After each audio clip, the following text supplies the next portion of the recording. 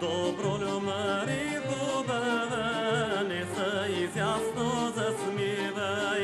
Добролю, Мари, хубава, не се изясно засмивай.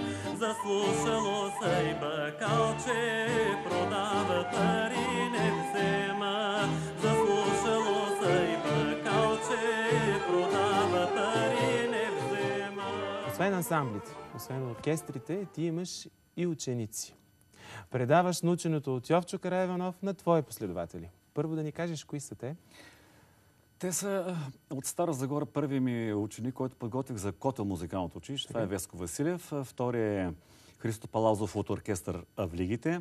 Третият е от Самуилово Сливенско Диан Митев и той също се изявява вече.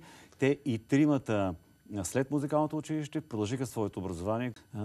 Тихомир Господинов, който за жалост нелепа според го отне преди няколко месеца, едва 23 годишен. Но съм благодарен, че съм им дал нещо от себе си и аз усещам тяхната също благодарност към мен.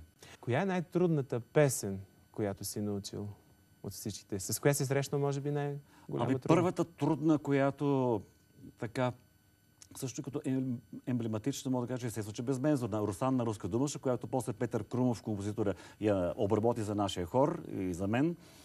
Даже тя беше 3 куплета, той направи 4 с едно запяване от една колежка и доста сложно от 10 певици и един певец да се изпее това нещо. Не сме като мистерията 28 или 30 нагоре певици.